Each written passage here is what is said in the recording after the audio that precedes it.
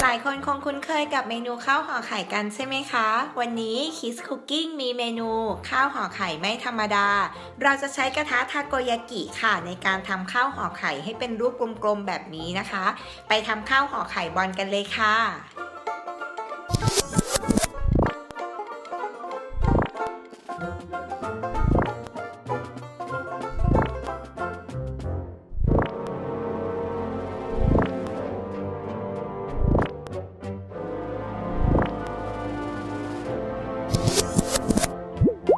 เราจะเตรียมผัดข้าวก่อนนะคะ เริ่มที่ตั้งน้ำมัน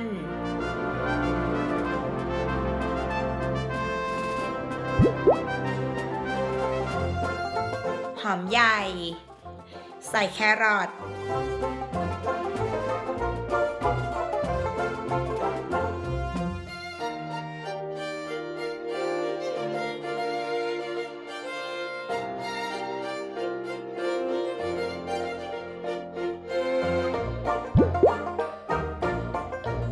ไส้กรอก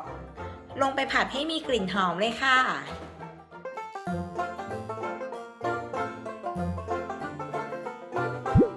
ทีนี้ก็ใส่ข้าวสวย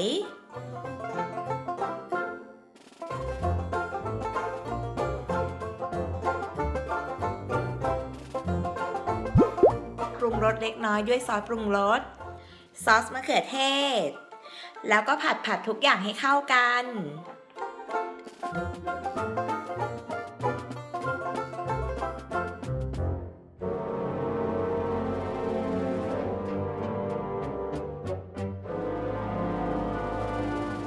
พอเข้ากันดีนะคะก็ตักใส่จานพักเอาไว้ค่ะ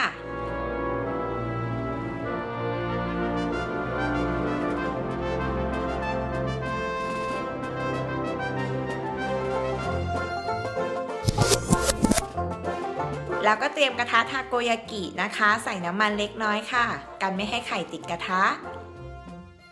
พอน้ำมันเริ่มร้อนนะคะ ก็ตักไข่ที่เราเตรียมไว้หยอดลงไปค่ะ หยอดแค่เกือบเต็มหลุมพอนะ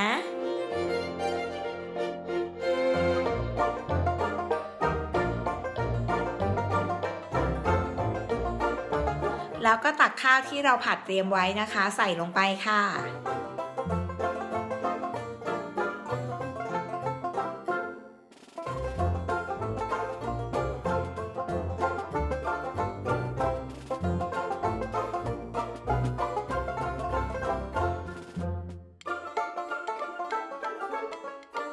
รอให้ไข่สุกนิดนึงนะคะ กลับด้านค่ะเหมือนตอนทำทาโกยากิเลยกลิ้งๆไปแบบนี้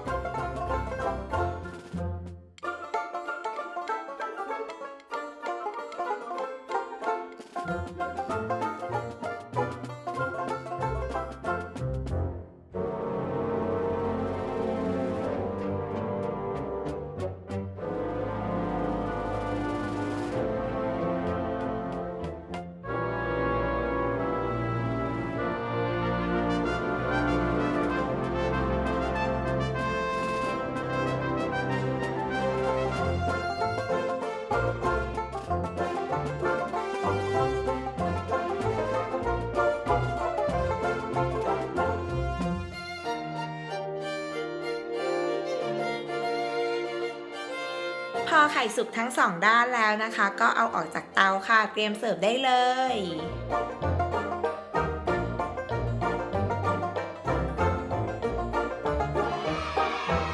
ครั้งหน้า Kiss Cooking จะมีเมนูอะไรมาฝากกันอีกนะคะ อย่าลืมกด Subscribe Kiss Kitchen เอาไว้แล้วก็กดกระดิ่งกันด้วยนะคะ